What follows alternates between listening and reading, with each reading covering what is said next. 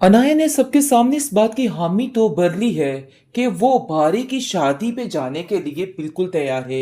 लेकिन अंदर ही अंदर उसके दिल में इस बात के लिए इतना गुस्सा है कि वो किसी को कुछ नहीं बता सकती है।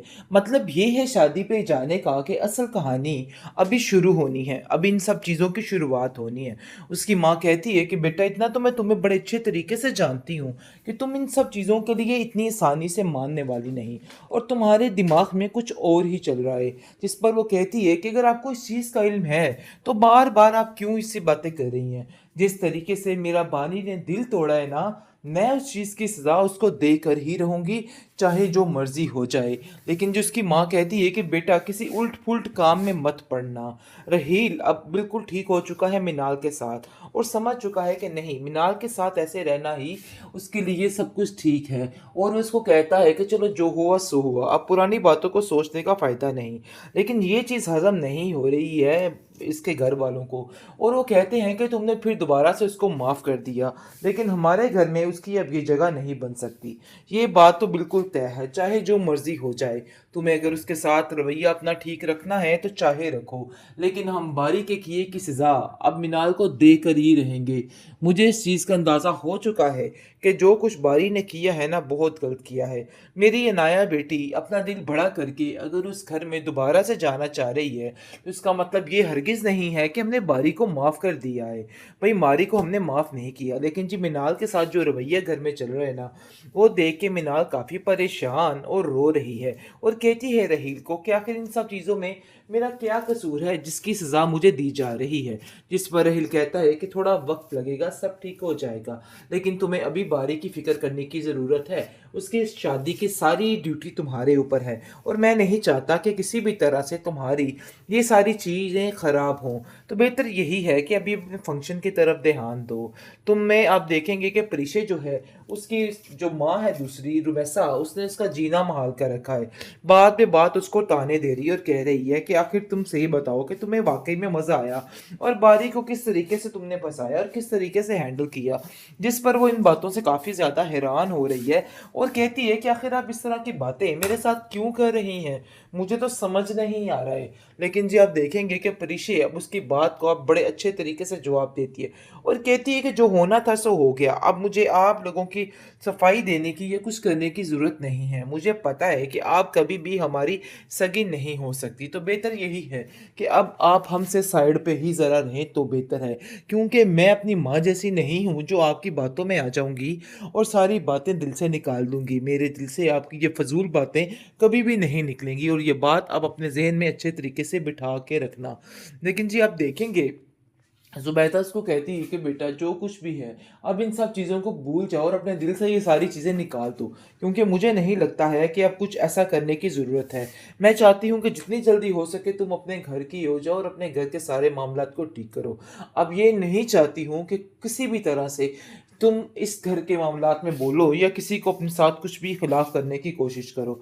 इस पर आप देखेंगे कि ज़ुबैदा को कहती है कि आप नहीं जानती हैं कि वो किस कदर चालाक औरत है, और अपने मुफ़ाद की खातिर कुछ भी कर सकती है। मुझे तो उस पे बिल्कुल भी यकीन नहीं है, और इसलिए मैं चाहती हूँ कि बस जितनी जल्दी हो सके आप इनके चुंगल से निकल आएँ, ताकि आपकी ज़िंदगी सुकून से गुज़र सके, क्योंकि आपकी ज़िंदगी में सुकून देखना चाहती हूँ। इसके अलावा और मेरा कोई मकसद नहीं। लेकिन ज़ुबैदा उसको समझाती है कि बेटा मेरी ज़िंदगी में सुकून ही सुकून है। जिसकी आप जैसी बेटियाँ होंगी वहाँ पे सुकून ही तो होगा। तो बेहतर यही है कि इन बातों को लेके परेशान ना हो।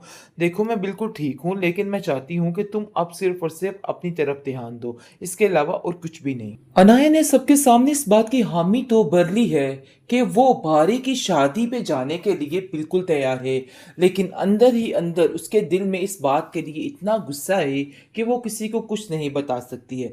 मतलब ये है शादी पे जाने का कि असल कहानी अभी शुरू होनी है, अभी इन सब चीज़ों की शुरुआत होनी है। उसकी माँ कहती है कि बेटा इतना तो मैं तुम्हें बड़े अच्छे तरीके से जानती हूँ कि तुम इन सब चीज़ों के लिए इतनी आसानी से मानने वाली नहीं, और तुम्हारे दिमाग में कुछ और ही चल रहा है। जिस पर वो कहती है कि अगर आपको इस चीज़ का इल्म है तो बार बार आप क्यों इससे बातें कर रही हैं। जिस तरीके से मेरा बानी ने दिल तोड़ा है ना, मैं उस चीज़ की सज़ा उसको देकर ही रहूँगी, चाहे जो मर्ज़ी हो जाए। लेकिन जो उसकी माँ कहती है कि बेटा किसी उल्ट-पुल्ट काम में मत पड़ना। रहील अब बिल्कुल ठीक हो चुका है मिनाल के साथ और समझ चुका है कि नहीं, मिनाल के साथ ऐसे रहना ही उसके लिए सब कुछ ठीक है और वो उसको कहता है कि चलो जो हुआ सो हुआ, अब पुरानी बातों को सोचने का फ़ायदा नहीं। लेकिन ये चीज़ हज़म नहीं हो रही है इसके घर वालों को और वो कहते हैं कि तुमने फिर दोबारा से उसको माफ़ कर दिया, लेकिन हमारे घर में उसकी अब ये जगह नहीं बन सकती। ये बात तो बिल्कुल तय है, चाहे जो मर्ज़ी हो जाए। तुम्हें अगर उसके साथ रवैया अपना ठीक रखना है तो चाहे रखो, लेकिन हम बारी के किए की सज़ा अब मिनाल को देकर ही रहेंगे। मुझे इस चीज़ का अंदाज़ा हो चुका है कि जो कुछ बारी ने किया है ना, बहुत गलत किया है। मेरी ये नाया बेटी अपना दिल बड़ा करके अगर उस घर में दोबारा से जाना चाह रही है, तो इसका मतलब ये हरगिज़ नहीं है कि हमने बारी को माफ़ कर दिया है। भई मारी को हमने माफ़ नहीं किया, लेकिन जी मिनाल के साथ जो रवैया घर में चल रहा है ना, वो देख के मिनाल काफ़ी परेशान और रो रही है और कहती है रहील को कि आखिर इन सब चीज़ों में मेरा क्या कसूर है जिसकी सज़ा मुझे दी जा रही है। जिस पर रहील कहता है कि थोड़ा वक़्त लगेगा, सब ठीक हो जाएगा, लेकिन तुम्हें अभी बारी की फ़िक्र करने की ज़रूरत है। उसकी इस शादी की सारी ड्यूटी तुम्हारे ऊपर है और मैं नहीं चाहता कि किसी भी तरह से तुम्हारी ये सारी चीज़ें ख़राब हों। तो बेहतर यही है कि अभी अपने फ़ंक्शन की तरफ ध्यान दो। तुम में आप देखेंगे कि परिशे जो है, उसकी जो माँ है दूसरी रुमैसा, उसने उसका जीना महाल कर रखा है। बात पे बात उसको ताने दे रही है और कह रही है कि आखिर तुम सही बताओ कि तुम्हें वाक़ई में मज़ा आया और बारी को किस तरीके से तुमने फँसाया और किस तरीके से हैंडल किया। जिस पर वो इन बातों से काफ़ी ज़्यादा हैरान हो रही है और कहती है कि आखिर आप इस तरह की बातें मेरे साथ क्यों कर रही हैं?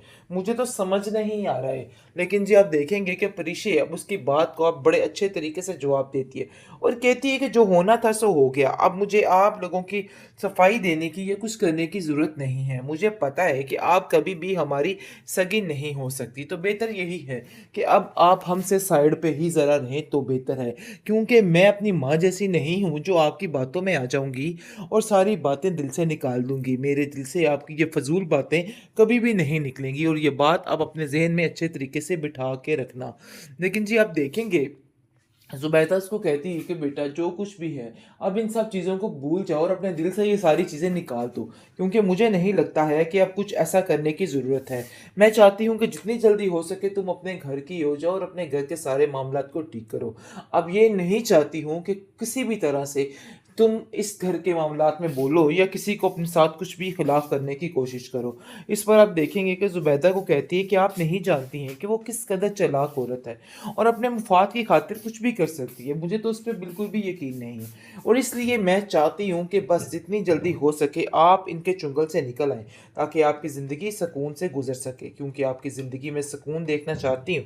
इसके अलावा और मेरा कोई मकसद नहीं। लेकिन ज़ुबैदा उसको समझाती है कि बेटा मेरी ज़िंदगी में सुकून ही सुकून है। जिसकी आप जैसी बेटियाँ होंगी वहाँ पे सुकून ही तो होगा। तो बेहतर यही है कि इन बातों को लेके परेशान ना हो। देखो मैं बिल्कुल ठीक हूँ, लेकिन मैं चाहती हूँ कि तुम अब सिर्फ़ और सिर्फ़ अपनी तरफ ध्यान दो।